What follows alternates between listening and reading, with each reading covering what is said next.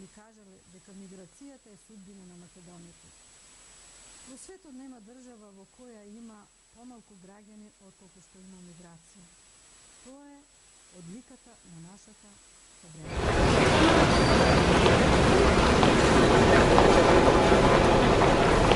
Македонската емиграција може да се подели во два периода, иако е неделиво, бидејќи рековме тоа е органско и историски поврзана целина на македонскиот народ. Тоа е првата е по Илинденското востание до Втората светска војна, каде што македонците по распрчување на Македонија како етничка Македонија одат во Италија, одат во Англија, оттам одат со преокеански бродови во Америка, посебно Јужна Америка, но тоа е првиот дел, да речем, на живење на македонската емиграција, која патувала преку Атина, преку Софија и преку Белград. Вториот период, како што споменав, тоа е македонската емиграција по создавање и возобновување на македонската држава, на Република Македонија во федерална единица, во тогашна Југославија, така што се уште и ден денеска македонската емиграција работи на македонската кауза во однос не само на возобновена македонска држава, обновена значи македонска држава, туку македонската емиграција по ослободување и формирање на Република Македонија во вардарскиот дел на етничка Македонија, едноставно се бори за обединување на Македонија. Тоа се нејзините главни идеали во однос на македонскиот народ и создавањето на македонската држава.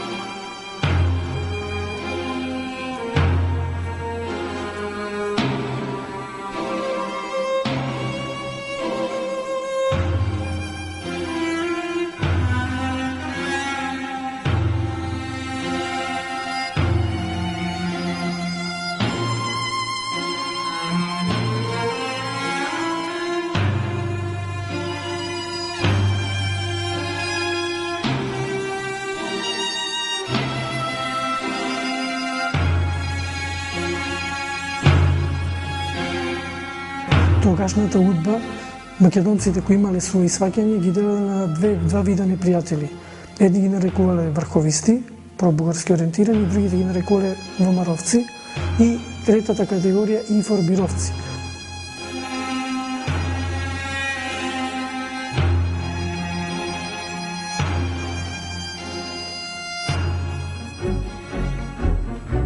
Една од најстакнатите личности и најмаркантната фигура на македонската политичка емиграција, а може слободно да се каже и единствен македонски политички дисидент, е Драган Богдановски.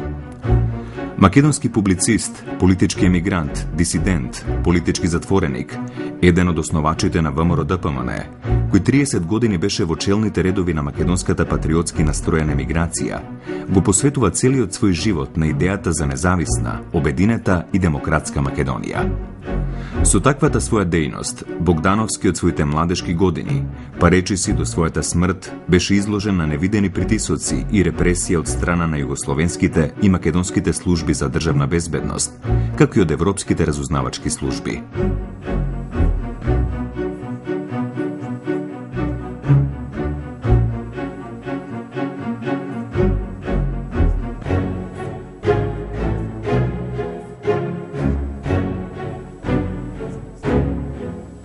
Драган Богдановски е роден на 18 септември 1929 година во селото Клечовце, Кумановско. Основно училиште завршил во Куманово, а средното земјоделско училиште почнал да го изучува во Битола, а го завршил во Скопје.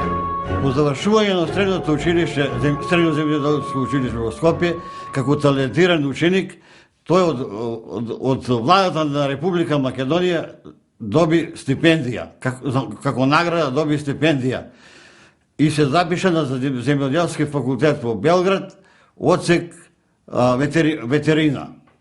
Уште на третиот семестар од студиите се пројавува како иницијатор за формирање на Македонски студентски клуб во Белград и набргу поради политичката промакедонска активност бил уапсен.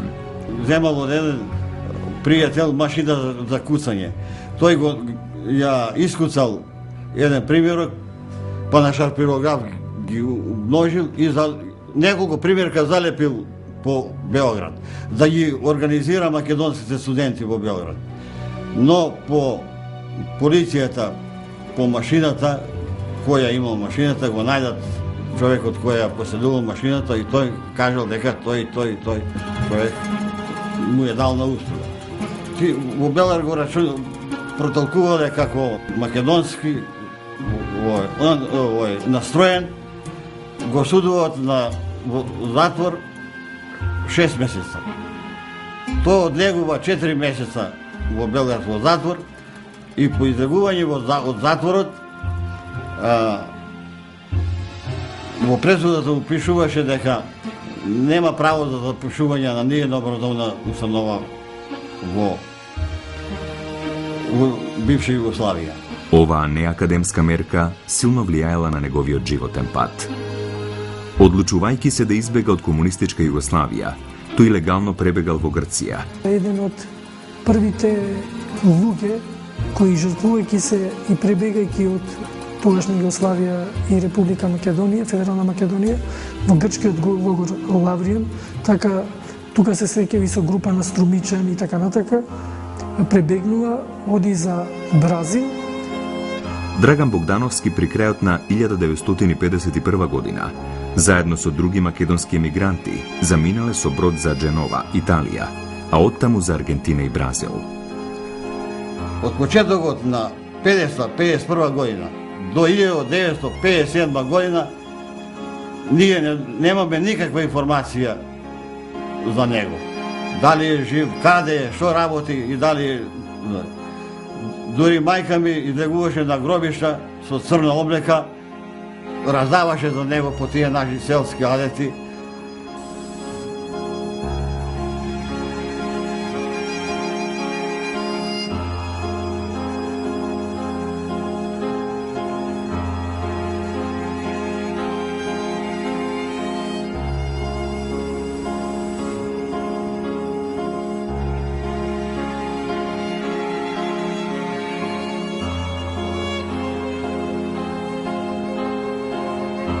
Во Бразил престојува до 1954 година, кога заминува за Франција, во Париз. Веднаш се запишува на престижната Сорбона. 57 година тој студирајќи на Сорбона и пишувал за разни вестници. Почел студирано новинарство, почел да пишува и со тоа економски се одржувал. Како новинар имал можност да ги посети државите на Блискиот Исток, Соединетите Американски држави, Канада, како и другите држави во Западна Европа, а воедно го следел печатот и настаните за се што се случувало во Југославија и Македонија. Викам, добро брат, како ги научи тие 10-12 јазика ти странски да зборуваш? Вика вака. Во Аргентина и Бразил научи испански и португалски. Таму се зборува така. руски знаеше уште и англиски прилично овдека уште знаеше. Овие другите во Париз го научил францускиот затоа што беше студент на Сорбона. Тука за да студираш во Германија живееше и во овие други земји, во сите, значи германски го знаеше, диалектички да го зборува. Така да, тој беше многу умен, се што чуеше, брго учеше. Во Париз, под негово раководство, е формирана првата организирана група на македонски студенти со името Народен фронт. Групата действувала до 1957 година, а главна задача и била да ги врбува студентите и сите други што доаѓале на студирање и усовршување од комунистичка Југославија. Групата го издавала весникот Македонска искра. По интервенција на овие наши страни земји, Бугарија и Грчија, французите му забранува да пишува, да го издава тој вестник. На 27. април 1957 година Драган Богдановски и македонскиот политички емигрант од Швајцарија Пецо Спасовски во Лозана одржале основачко собрание и формирале организација Македонски национален фронт. Низината главна политичка програма била насочена против комунистичка Југославија и Бугарија и кралска Грција со цел борба за слободна и независна македонска држава. Организацијата успеала да отпечати само еден број на вестникот Македонија на македонски јазик. Во Париз се сретнува со својата идна сопруга Брит, по потекло од Норвешка, од Осло, и со неа се земаа, склопуваат брак. Со неа има и два сина, Перн Арне и Иво. Незиниот татко бил главен архитект на Осло, имал своја печатница. Во неговата печатница Богдановски го печатал списанието Македонска лоза, што излегувало еднаш месечно на македонски јазик со вкупно 9 броја. Посветен на својата татковина, неговата сопруга ќе изјави: "Да, точно е, бев омажена за еден Драган, меѓутоа тој не беше оженет со мене, тој беше оженет со Македонија." Ја запоставував фамилијата. Влегува во политика да ја организира нашите иселеници во борба за создавање на така наречена слободна Македонија. Меѓутоа, Драган Богдановски е немирен дух и тој тоа го живее со македонската емиграција во Белгија, во Норвешка, во Германија. Списанието Македонска лоза станало орган на организацијата Македонски национален комитет, формирана од една мала група македонски емигранти од Гетеборг, Шведска, начело со Драган Богдановски и Миле Илиевски. Во 1960 година, организацијата Македонски национален комитет го преместува своето седиште во Осло со свој печатен орган, вестникот Слободна Македонија, уредуван од Драган Богдановски. Првата средба со Драгана е во Минхен. Се сретнавме со посредство на Благој Шамбески, кој живееше во Минхен. И така почнеме да контактираме, да разговараме за проблемите на Македонија, дека Македонија во оквирот на Југославија е подредена земја, дека таа е мачеха за македонците.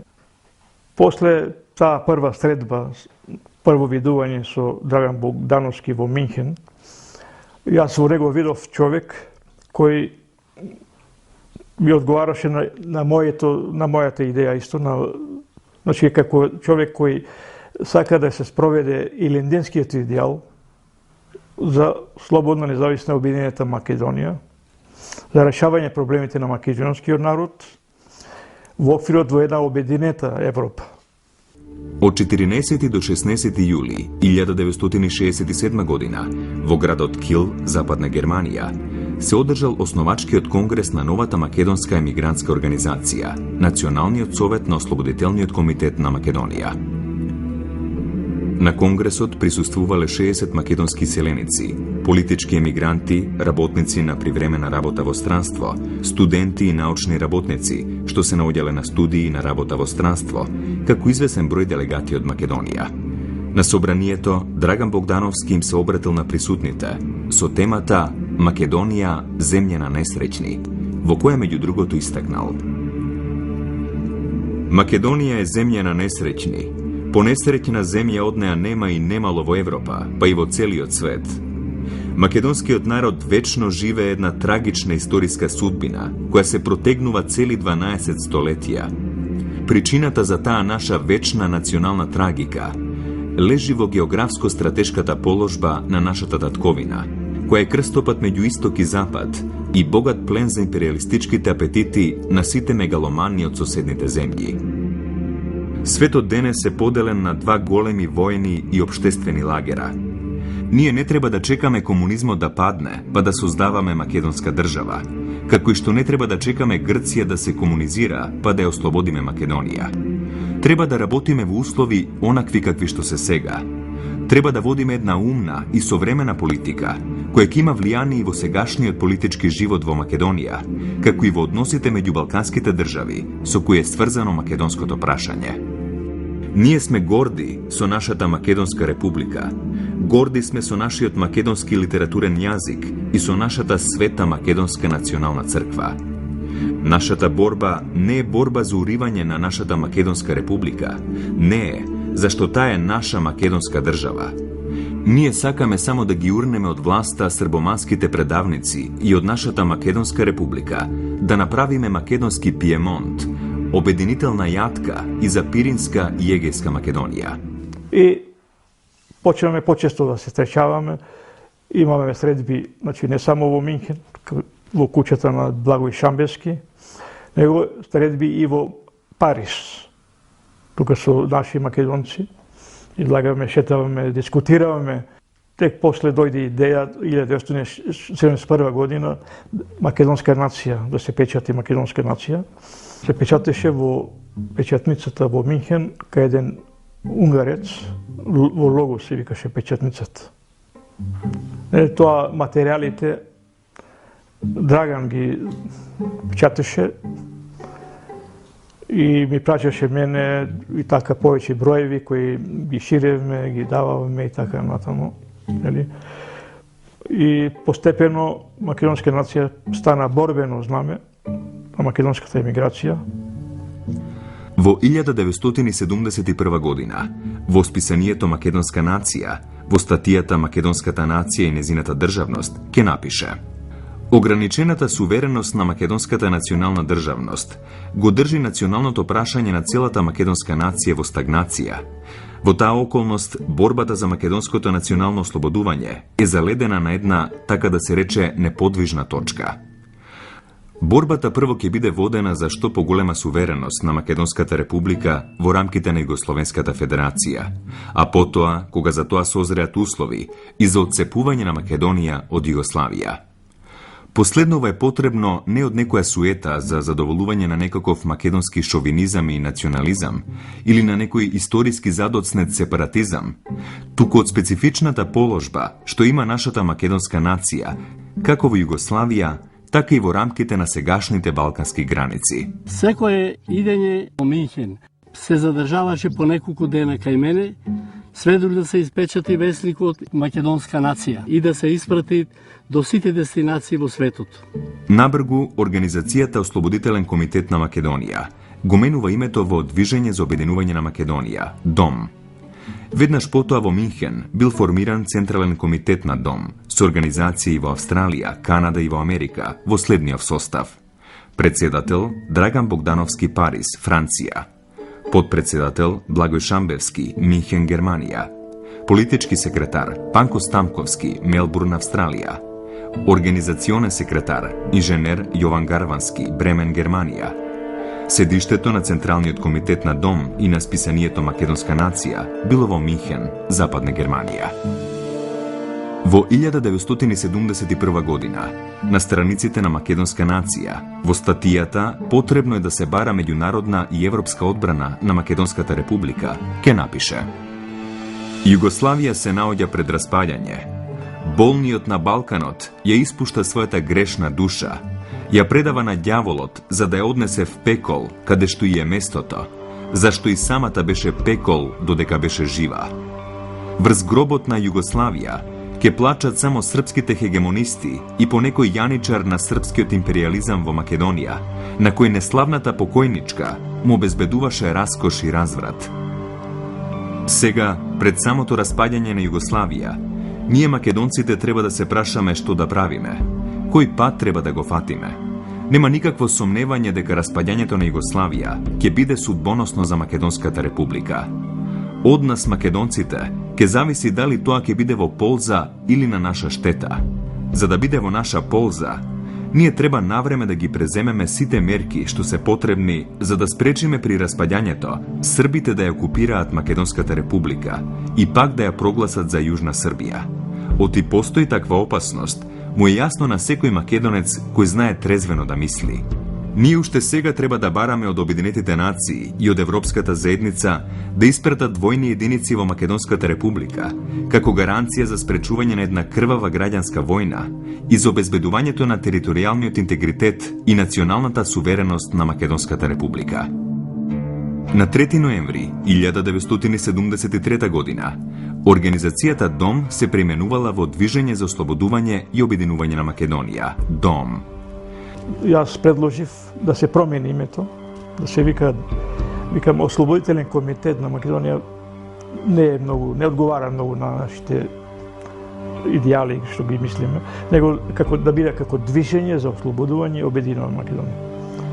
И тоа се прими и од тога почна, значи не се викаше ОКМ, Ослободителен комитет на Македонија, него Движење за ослободување и обединување на Македонија, ДОМ. На 13 април 1974 година во Минхен бил одржан Општиот конгрес на ДОМ, на кој Драган Богдановски бил избран за председател. Во една средба со Драгана, он ми предложи и ме праша, ме замоли дали можам јас да не печатиме во Минхен, пошто после Логос македонска нација се печатеше кај украинците. И тоа беше поврзано со издатоци. Драган ме запраша, вика ти си чесен, те знам за македонската кауза и така натаму, дали можеш да го способиш да весникот да се печати кај тебе во Берлин. Вика, има една машина која треба да се купи за 25.000 марки тогаш.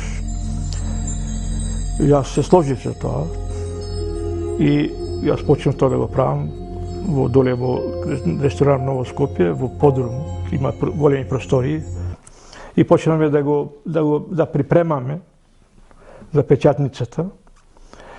На жалост, до тоа не дојде. После Драган беше киднапиран во 1977 година и така да таа идеја не се оствари. Поводот за киднапирањето на господинот Драган Богдановски беше по наредба на маршалот на Југославија Јосип Броз Тито. Кога беа повикани председателите од Европа во Хелсинки за да одржат за човековите права, се знаја сите председатели од која држава се, а овие не ги знаја кога таму беше воден и Драган Богдановски со негови соработници. Овие мои искази се од искажувањето на Драган Богдановски, кој ми ги кажа сите работи што се случува. Кога го прашаа зашто сте вие дојдени овде, Драган Богдановски му одговоре: ние сме дојдени овде за македонските права. Кога изговоре тој така, стана маршалот на Југославија Тито и со зборовите Македонија, македонците во Македонија и уживаат сите права, тие и слободи све имаат. Во тој момент Драган повторно му реплицира на маршалот на Југославија. Кога му реплицира, му рече: господине маршале, вие или доволно не ја познавате географијата на Македонија, или толку ви е вашето знаење. И тој повеќе не му рече ништо, само кога се вратил назад, издал наредба: или жив, или мртов, да се донеси во Југославија господинот Драган Богдановски. Овие активности на Драган Богдановски биле постојано следени од Службата за државна безбедност од Скопје.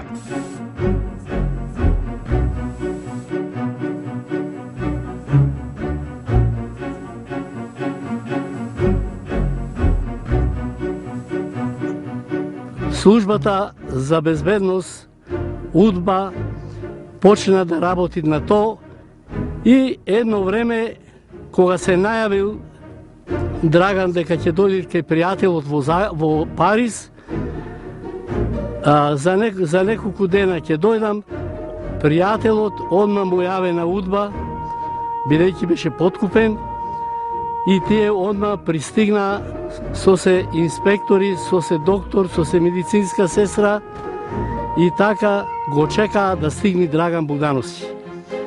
Кога пристигна Драган Богдановски, пријателот излезе да го пречекат и му рече: дојдо едни нашинци од Македонија, дојде ако сакаш да се видите.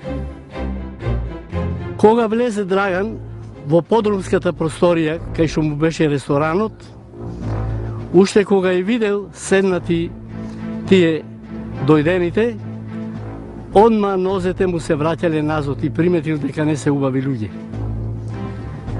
И дојди му рекол овај пријателов: седни, повели, седни. Кога седнал на столица, одма одназад му бил зададен еден удар по главата и Драган падна. Кога падна, повторно му ставиле крпа на устата и му ставиле дрога и како дрогиран го ставија во багажникот на дипломатската кола, која со дипломатската кола го донесо до Југославија во тоа време.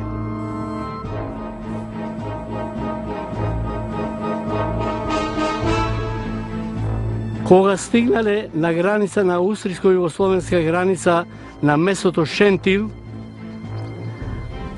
инспекторот Никола Илиевски рекол: отворете го капакот да го видите дали е жив или не е жив. Ако е жив, добро, ако не е жив, одма да го изфрлите вендек. Во тој момент Драган беше отрезнет, сите тие работи ги слушаше. И наредбите што ги издаде овај, и сето тоа што му се случуваше. Отука од граница до Љубљана го занесо со таа кола, а од Љубљана на војни авион го занесо до Скопје. Од страна на државната служба на УДБА, со тоа што е префрлен во Скопје, мислам најпрво во јасен.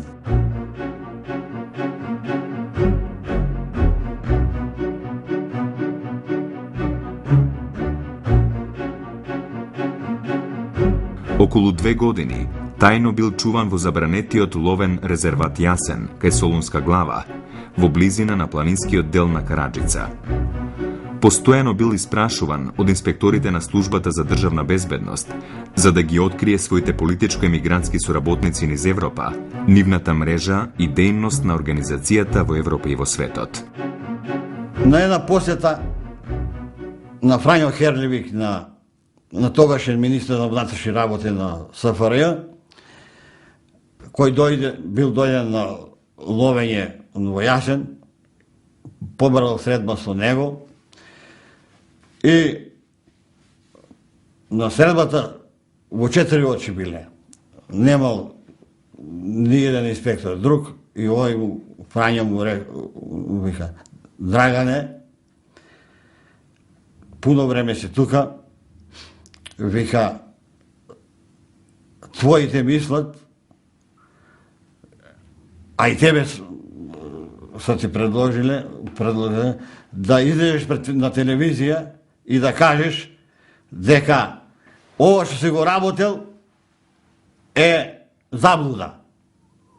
Сега, кога си дојден тука, си видел дека не е тоа што си мислел, дека тука се сменило на добро, све тој. И излезе на телевизија тоа да го кажеш и ние нема да има судење, ќе те ослободиме.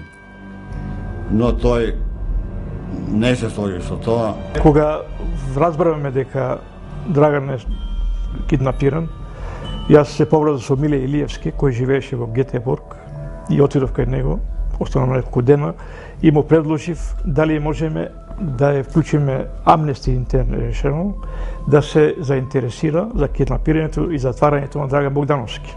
За таа потреба ние сакаваме да ја вклучиме и жена му, Брита, на Драган Богдановски, да она исто се вклучи во нашата работа. Меѓутоа, она ни напише едно писмо, дека Драган Богдановски само децата ги има направено, 2 сина, и ни еден пат не платил ни 100 марки за издржавање на децата. И вика, он е влюбен во Македонија. Македонија му е жена, Македонија му е мајка, Македонија му е сестра. И она откажа соработка. Во декември 1978 година Богдановски бил префрлен во истражниот затвор Шуто Оризари во Скопје, каде 18 месеци останал во притвор изолација. Па во Шутка испитуване негде околу 18 месеци и декември 1978 година почнува судењето пред окружниот суд во Скопје, каде што председател на кривичниот совет е Милан Стојановски, кој понатаму, колку што јас се сеќам, станува и директор на затворот на Идризово, а додека обвинител е Јово Трпеновски. Сметам дека при таквото судење е осуден и обвинуван со квалификација тогашниот кривичен закон на Југославија како државен непријател против југословенската држава и социјализмот, односно комунизмот. Македонската јавност за прв пат ќе биде запознаена за случајот Драган Богдановски преку објавениот судски процес против Богдановски во весникот Нова Македонија на 17 февруари 1979 година. Немам слушато за него ништо. Немав информација, ни ја, ни мојата фамилија цела, немав информација, се до прочитување во Нова Македонија за неговото суѓење и разборбе од Нова Македонија. При тоа во рубриката Судска хроника, вест од окружниот суд Скопје со наслов за непријателска дејност 13 години затвор, била објавена веста. На 5-дневно судење во окружниот суд во Скопје вчера издадено соопштение според кое Советот од Петмина, под председателство на судијата Миладин Стојанов, му изрече пресуда на обвинетиот 50-годишен Драган Богдановски од село Клечовце, Комановско, емигрант во повеќе западноевропски земји од 1951 година, поради извршено кривично дело, здружување заради непријателска дејност од 1956 до 1979 година, кога илегално дошол во земјата.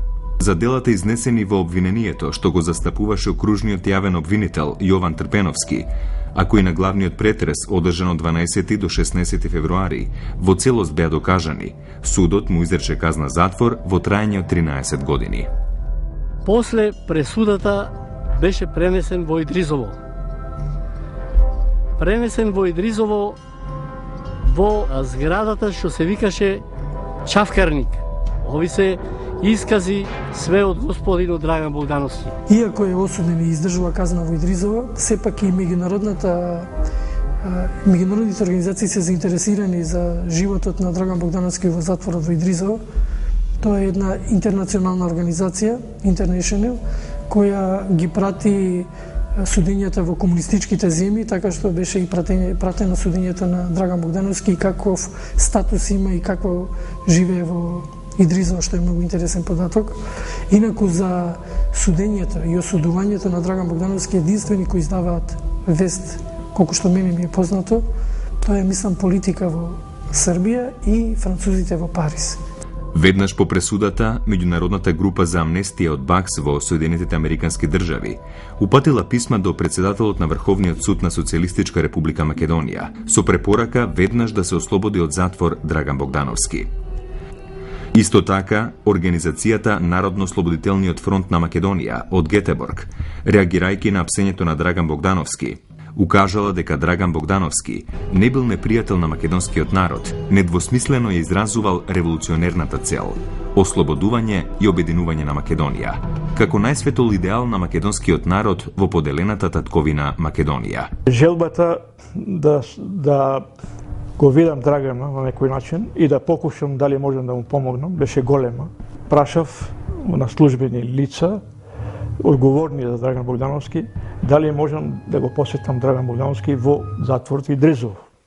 И тие ми овозможија да се видам со Драган Богдановски. Тоа беше прва средба, значи имал право само брат му да го посетува.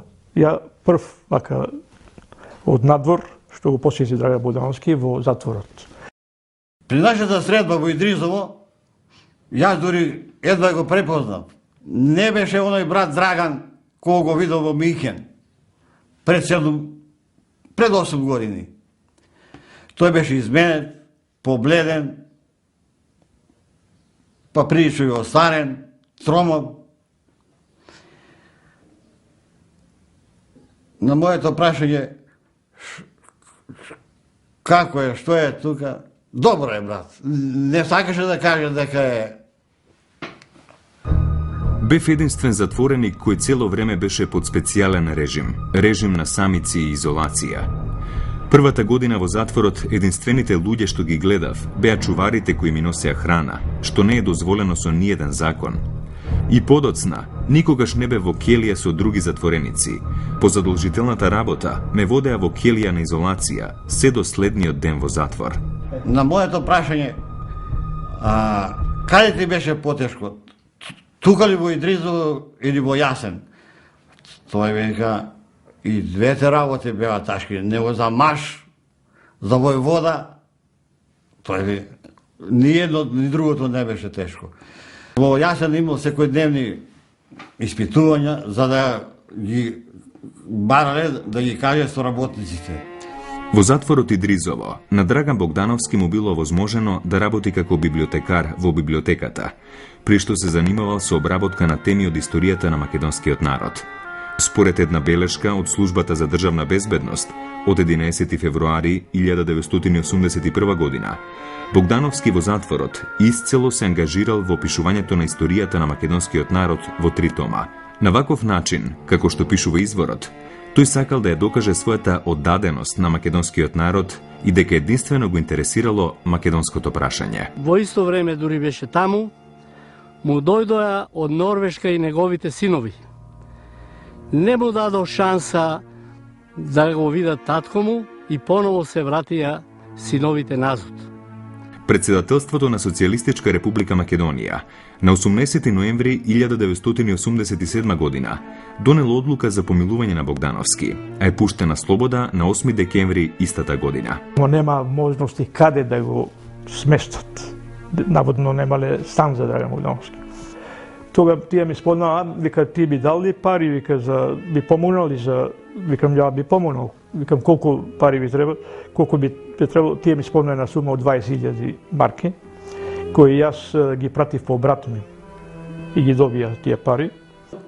Му дават стан во Капиште, на 14 пат во една кула, и тој ни се јавува телефонски. Вика, јас сум слободен,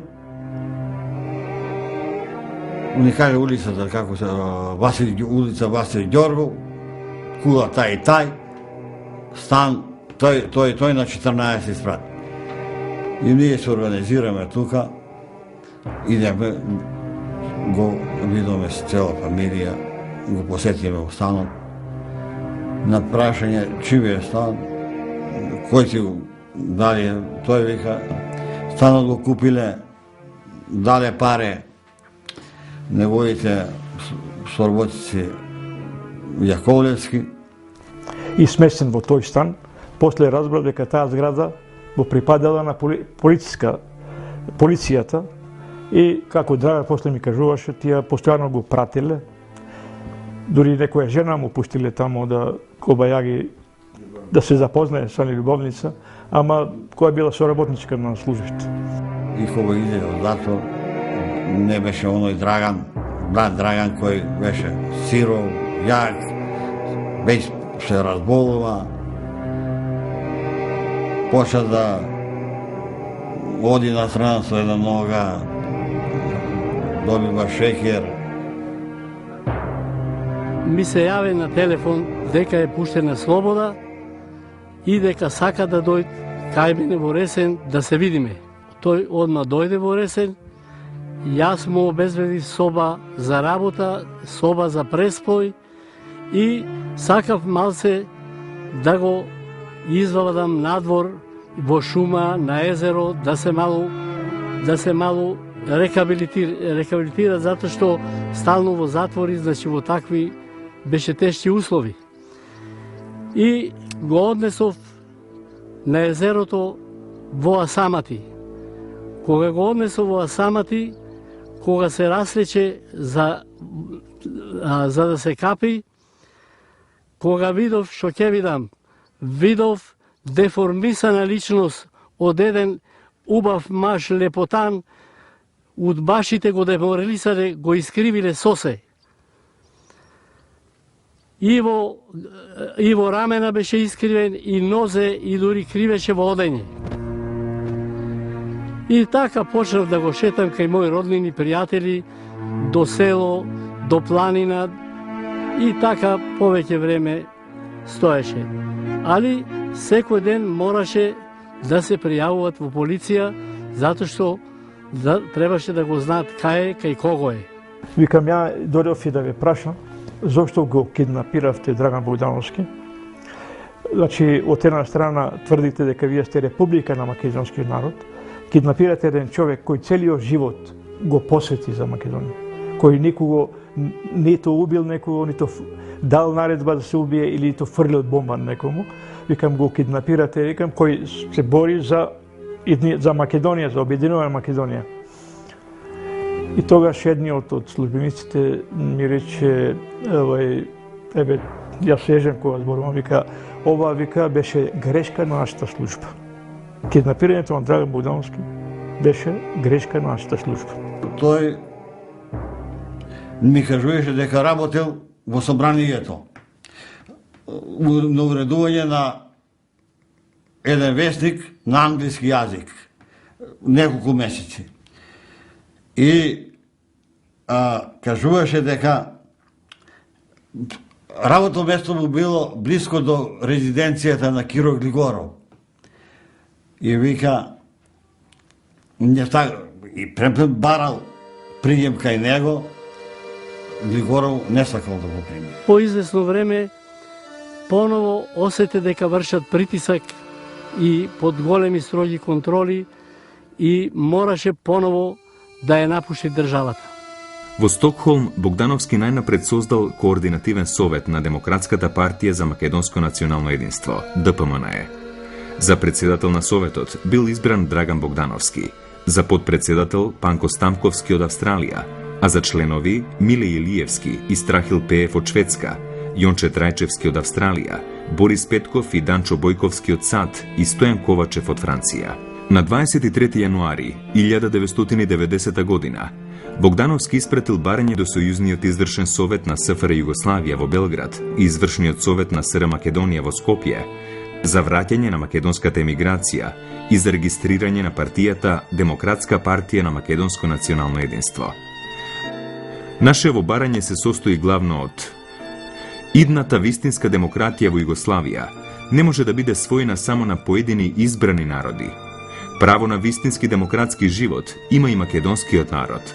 Демократската партија за македонско национално единство бара право да се конституира и на територијата на Социјалистичка република Македонија, како македонска демократска партија, рамноправна во сите права и задолженија со другите партии кои постојат во СРМ. Во април 1990 година Богдановски присуствувал на првиот консултативен состанок во Берлин за формирање на партијата ДПМНЕ во Република Македонија. Значи, 90 година Драган Богдановски ме викна на телефон и рече: Гоце, јас имам основано една партија. ДПМНЕ, Демократска партија за македонско национално единство. Ти, вика, постојано си ми поддржавал, 30 години соработуваме, дали сака да ме поддржиш, да ја оствариме и целта. Вика, сега со паѓањето на Белинскиот зид почнаа да дуваат други ветришта, дека можеме сега тоа што го правиме во емиграција да го спроведеме во дело во внатрешноста во Република Македонија. И ми спомна дека он успоставил контакти со луѓе во внатрешноста кои би можеле да дојдат во Германија на еден разговор, дискусија. И ме праша каде предлагам ја да се стретнеме. Прво беше дискусија да се стретнеме во Целе, тоа е близу Ханофер, во хотелот на еден наш македонец. Меѓутоа, после тој рече, после неколку дена ми рече дека подобро се сретнеме во Минхен, за луѓе во Македонија, по-блиско име Минхен и поедноставно во Минхен да се сретнеме. Тога разбрав дека дошле Љупчо Георгиевски, Борис Мејковски и Владо Транталовски. Требало Голубовски да дојде, само бил болен или пашур не му бил во ред, не знам што. И тие му рекле, каде е Гојко, го нема. Драган рекол, он е вика како германец, точен е вика. Точно ќе дојде на време. Кога Драган повторно се врате во Германија, ми се јави на телефон да иземам Љупчо Ѓорѓиевски и Змејковски да заминиме за Минхен. И ни кажа дека ќе ве чекам во строгиот центар на Минхен. И кога стигнаме таму, ни пречека Драган Богдановски и Гојко Јаковлевски. За целиот наш престој таму дури бебне финансираше Гојко Јаковлевски. И после неколку дена сите припреми што беа извршени, статут, деловник за работа на партијата и сите други додатни работи ги зедовне и се вративме назад. Кога се вративме назад, директно дојдовме во Ресен во мојата куќа. Кога дојдовме тука, викнавме други што изнаевме дека се заинтересирани за партијата. Во иницијативниот одбор за одржување на основачкото собрание на ВМРО-ДПМН, покрај Љупчо Георгиевски, ќе влезат Борис Мејковски, Дијана Транталовска, ќерка на Владо Транталовски, Ванчо Механџиски, новинар во весникот Нова Македонија, и Ванчо Врчков, професор по англиски по потекло од Пиринска Македонија. На 17 јуни 1990 година, во Домот на младите 25 мај во Скопје, се одржало основачкото собрание на партијата ВМРО-ДПМН. За кратко време Драган Богдановски на 5 август дошол од Шведска во Скопје, пречекан од околу 150 членови и симпатизери на ВМРО. Уште во првото интервју, дадено на 7 август за весникот Вечер, под наслов "Сега се решава судбината на Македонија", тој на прашањето дали неговото враќање во татковината е за постојано, одговори: "Се надевам дека ќе биде така. Моја должност е денес кога се решава судбината на Македонија, да дојдам да бидам заедно со мојот народ. Ако бидам одделен од него во овој историски миг, јас нема да бидам достоен на своето политичко минато." На првиот конгрес на ВМРО-ДПМН, одржан на 6 и 7 април 1991 година во Прилеп, Драган Богдановски, како почесен претседател на ВМРО-ДПМН, го поздравил конгресот, обраќајќи им се на присутните 238 делегати и гости со зборовите: "Сигурен сум во понатамошниот успех на партијата ВМРО-ДПМН, што победи во повеќепартискиот систем. Ве поздравувам за обединување во ВМРО-ДПМН и овој конгрес да остане конгрес на македонското единство. Во вас гледам македонски комити и војводи. Апелирам да се сплотиме околу ВМРО-ДПМН и конгресот да биде конгрес на единство на Македонија. Ве поздравувам и ви пожелувам успешна работа." Предлагам господинот Драган Богдановски да го избереме со акламација за почесен председател на нашата партија.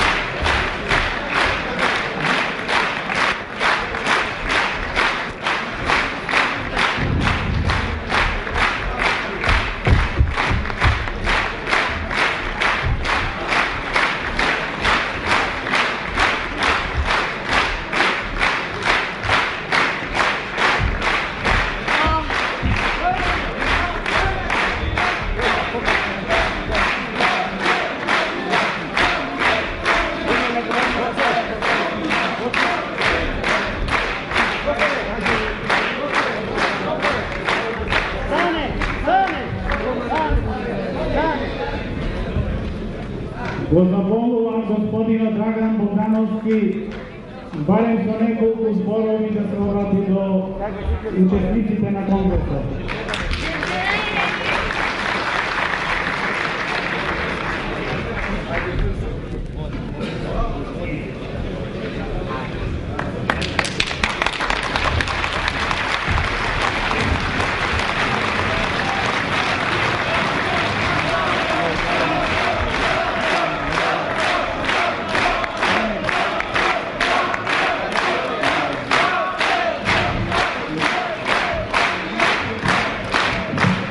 Благодарам за честа која ми ја укажавте и пред вас ветувам дека и во иднина ќе работам за Македонија како што работев до сега.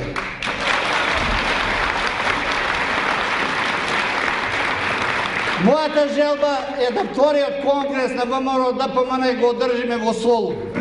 Бидете живи здрави. Благодариме на господин Драган Богдановски.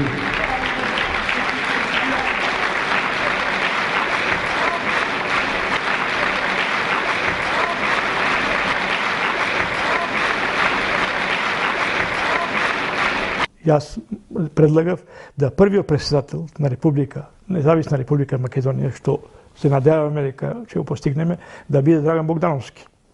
Тој вика, да, Гоце, нема грешка, вика, тој ќе биде. Така ми обеќаваше и Змејковски и Лјупчо Ѓорѓевски.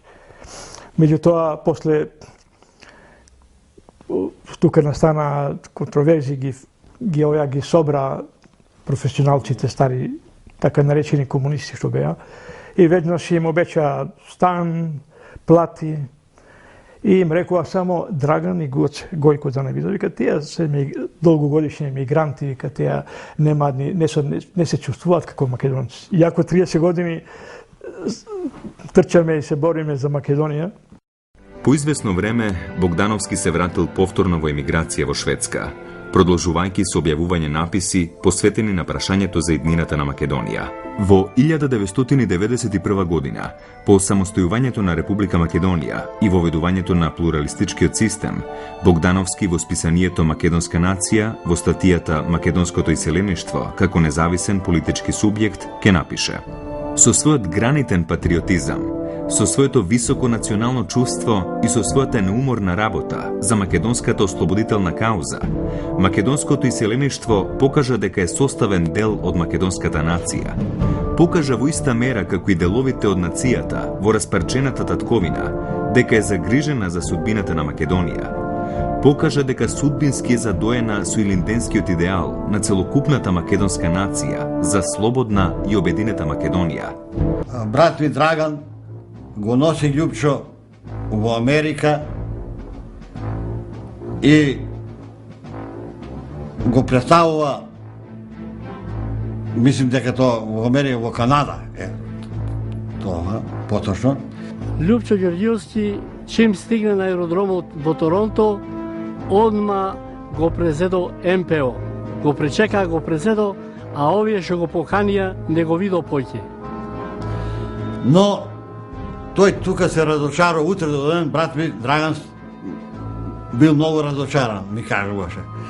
Утре до ден добив информација од истите луѓе дека Лјупчо, место да оди во хотел, вечерно на спиење, тој после 12, после полноќ, оди на состанок при бугарската организација.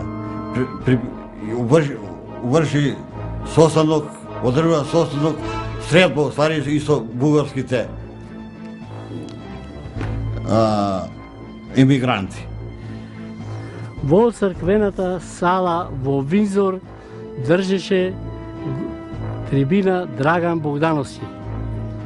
Меѓувремено пристигна и Лјупчо, како што беа во луѓето, и во тој му собрани.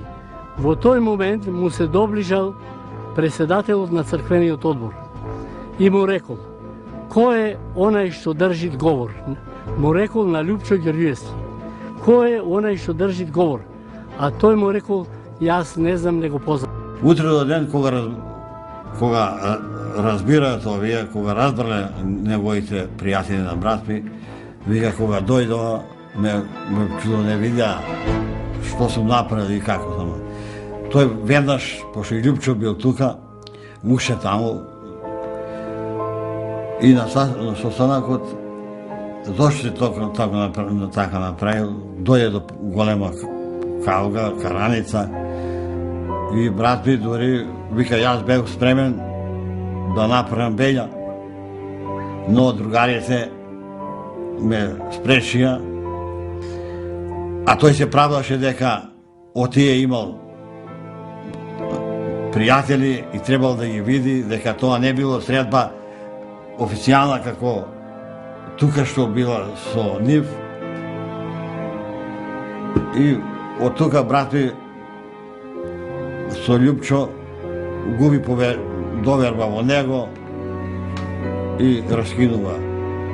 Од тогаш односите се влошија меѓу Љупчо и Драган Богдановски.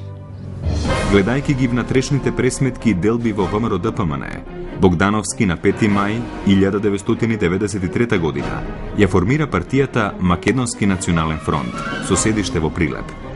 Партијата немала големо политичко влијание и набрзо згаснува.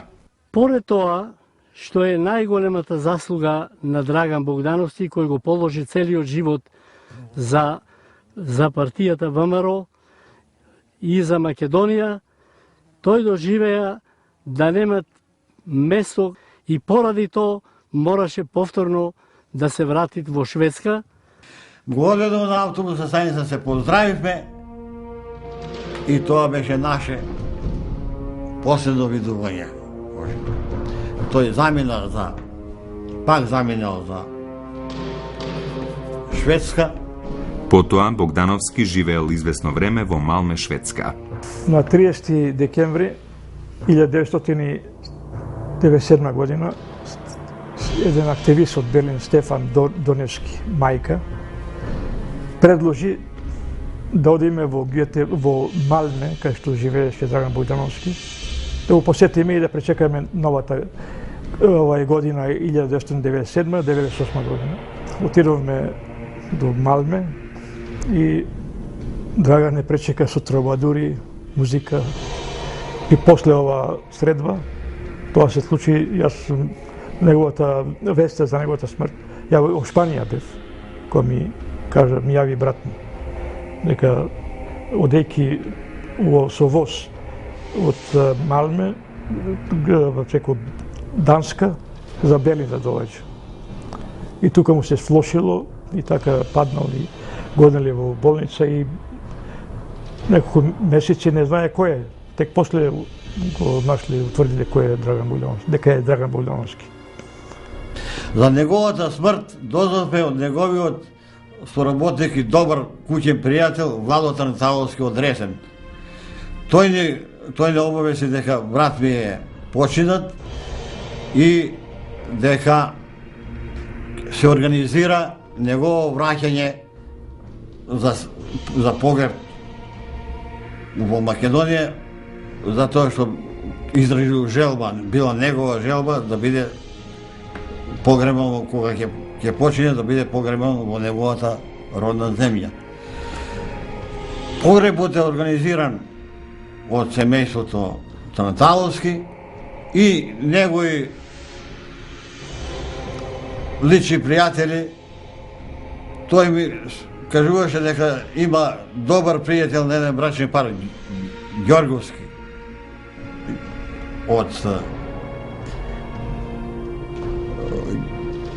Штокхолм. Уствари тие го препознале дека е тој.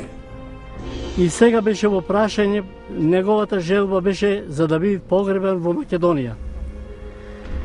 Во прашање беше неговото носење од таму до родниот град Куманово. Ја, брат ми, Манита, го молев, неколку пати го викав, да организира, ако може, Драган Богдановски, да биде префрлен во Македонија. Желбата му беше да биде погребан во Македонија.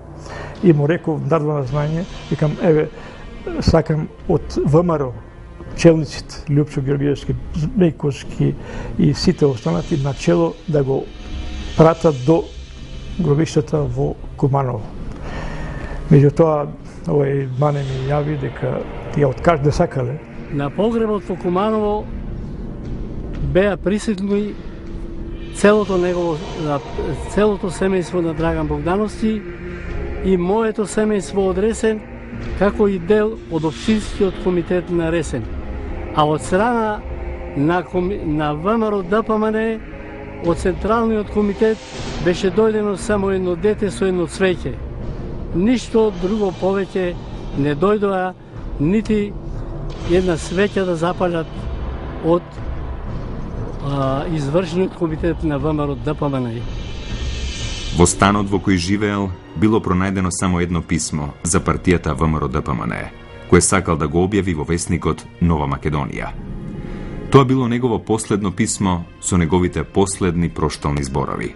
Досегашната историја на ВМРО ДПМН јасно покажува дека таа со многобројноста на своето членство, со своето семејство во демократскиот систем на македонскиот парламентаризам, е најголемата и најзначителна македонска партија. Ниедна друга партија не ги изразува стремежите и надежите на македонскиот народ за една посреќна утрешнина како што тоа го изразува ВМРО ДПМН. Во ВМРО ДПМН се организирани најпатриотските политички сили на нашата македонска нација. Затоа е чест и гордост да се биде член или симпатизер на ВМРО ДПМН. Преку ВМРО ДПМН блескаат во нова историска содржина идеалите на славниот Илинден 1903. Идејно и со своето полувековно политичко минато припаѓам на ВМРО ДПМН. Како ВМРО-вец сакам да умрам и да бидам испратен во гробот од мои ВМРО-овци. Македонија изгуби уште еден голем борец и треба исто тоа да се понесе иницијатива да може Драган Богдановски да се рехабилитира. Сонот на Драган Богдановски, на најголемиот македонски политички емигрант и дисидент, идеологот, основачот и таткото на партијата ВМРО ДПМН и визионерот на современата македонска државност се оствари. Македонската држава, за која со децении во емиграција се бореше и страдаше, ја виде самостојна и независна.